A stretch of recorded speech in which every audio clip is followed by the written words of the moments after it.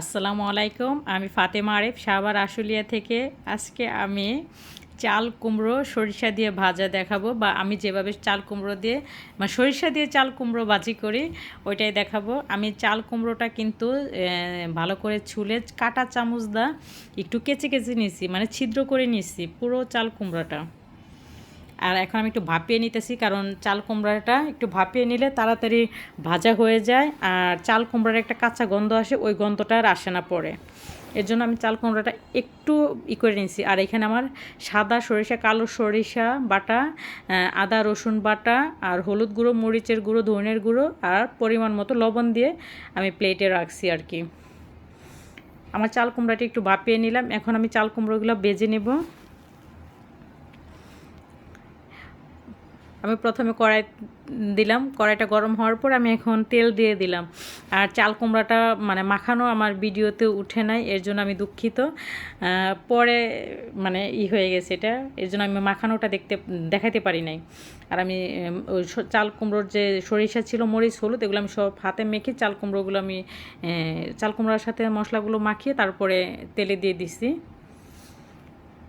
আর বর্ষার দিনে এখন চাল কুমড়ো সবার বাড়িতে আছে, আর দেশি চাল কুমড়ো, কড়া চাল কুমড়ো সরষে দিয়ে ভাজি করলে বা ভাজা করলে এত মজা হয়, বলা বাহুল্য না। আমাদের এখানে খাই, বা আমরা অনেক পছন্দ করি এই খাবারটা। এর জন্য আমি ভাবলাম যে আমি এই রান্নাটা আমি একটু করে দিই। আমার এক পিঠ হয়ে গেছে, আমি আরেক পিঠ দিতেছি। আর ওই ছিদ্র ছিদ্র করার কারণে কী হয়েছে, আমার মশলাগুলো ছিদ্রর ভিতর দিয়ে গেছে। আর এখন তেলগুলো যে পুরাটা মাখা মাখা হয়ে যাইতেছে, ভিতরে কোনো জায়গায় মশলা বাদ থাকবে না। এখন আমার মনে হলো যে আরেকটু উল্টাই দেই।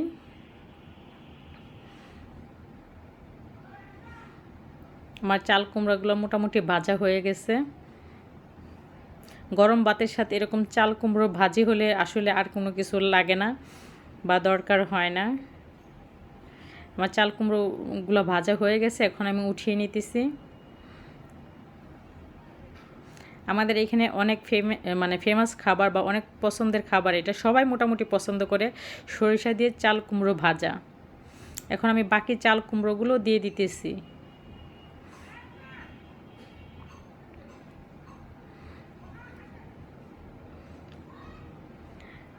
চাল কুমড়া দিতে দিতে আমি আপনাদের একটা কথা বলি, আমি আসলে ওইভাবে ভয়েস দিতে পারি না, বা আমি কথা বলতে পারি না ক্যামেরার সামনে, এটা হয়েছে প্রবলেম। কিন্তু আস্তে আস্তে সব ঠিক হয়ে যাবে, যেহেতু আমি নতুন, আমার অনেক কিছু শেখার দরকার আছে এখানে, বা আমি অনেকটা আনইজি ফিল করি। এর জন্য আর কি ওইভাবে ভয়েস দিতে পারি না। আস্তে আস্তে ইনশাল্লাহ ঠিক করে ফেলবো। আর আপনারা আমার প্রথম থেকে ভিডিওগুলো দেখলে বুঝতে পারবেন আমি কয়টা ভিডিও ছাড়ছি, বা আমার কথাগুলো শুনলে বুঝতে পারবেন যে আমার কী সমস্যা হয়েছিল আমার ইউটিউবে। এটা এখানে নাই বলি, আমি যেভাবে এখন রান্নাটা দেখাইতেছি ওইভাবেই আপনারা দেখে একটু চাল কুমড়া এভাবে ভেজে নেবেন, দেখবেন মাছ মাংস সব সময় খেতে ভালো লাগে না, কিন্তু অনেক সময় আনকমন একটু ভাজা পোড়া হলেও খেতে অনেকটা ভালো লাগে। আর আমার পোড়া দেখেন সরিষাগুলো চাল কুমড়ার সাথে গায়ে গায়ে লেগে রয়েছে। আর এই সরিষাগুলো কী হয়, একটু পোড়া পোড়া হয়েছে না ভাতের সাথে, এত সুন্দর ঘ্রাণ আসে, বা খেতেও অনেকটা মজা লাগে।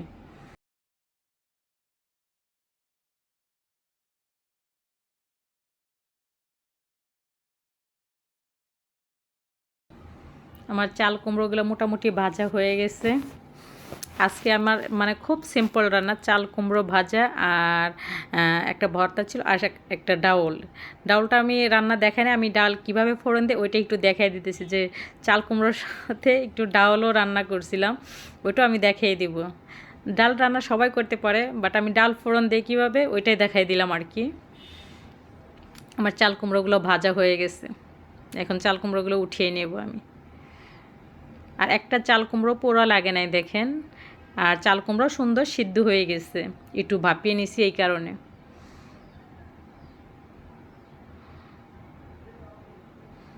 এখন আমি চাল কুমড়োগুলো উঠিয়ে নিতেছি।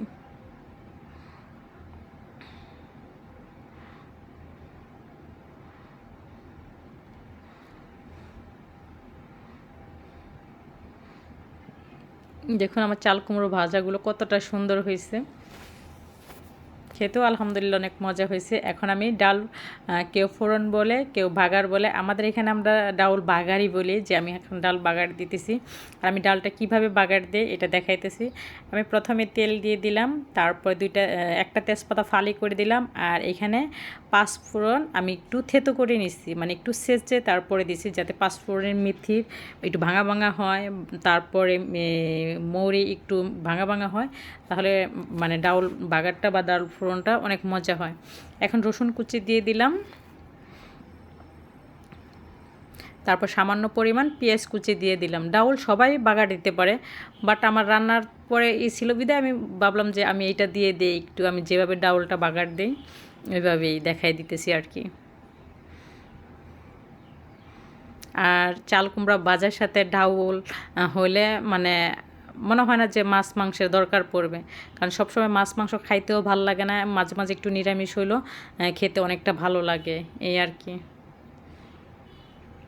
আমার পেঁয়াজগুলো ব্রাউন কালার হওয়ার আগে, মানে হওয়ার আগ পর্যন্ত আমি একটু ভালো করে ভেজে নিব আর কি। আর আপনাদের এই ফাঁকে একটা কথা বলে রাখি, আমার এই ভিডিও যদি আপনাদের সামনে পড়ে, দয়া করে আমার চ্যানেলটা একটু সাবস্ক্রাইব করে দিবেন। আপনাদের কাছে অনেক অনেক কৃতজ্ঞ থাকবো যদি আমার চ্যানেলটা সাবস্ক্রাইব করে দেন। আর আমিও আপনাদের চ্যানেল আমার সামনে পড়লে আমি মোটামুটি সবার চ্যানেলই সাবস্ক্রাইব করে দিই, কারণ আপনাদের সাপোর্টে বা আপনাদের সাবস্ক্রাইবে আমার চ্যানেলটা একদিন দাঁড়িয়ে যাবে ইনশাল্লাহ। যেহেতু আমি নতুন, আমি চাই যে আপনারা আমার পাশে থাকবেন, আমার চ্যানেলটা একটু উঠিয়ে দিবেন, এই আর কি। আমার বাগারটা হয়ে গেছে, মোটামুটি লাল হয়ে গেছে। এখন ডাউল দিয়ে দিতেছি,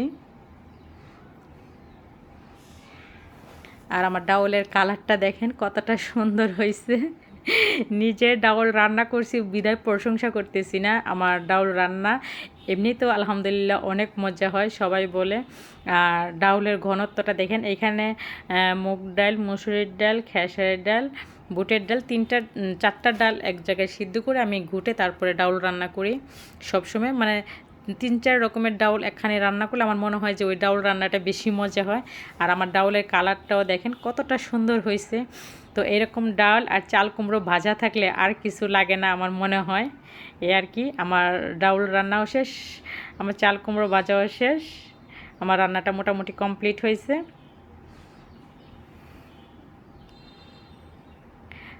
আমার রান্নাটা শেষ করার আগে সবার কাছে বিদায় নিয়ে নিতেছি, আর সবার কাছে অনুরোধ করব আমার চ্যানেলটা সাবস্ক্রাইব করে দিবেন প্লিজ প্লিজ প্লিজ। আসসালামু আলাইকুম।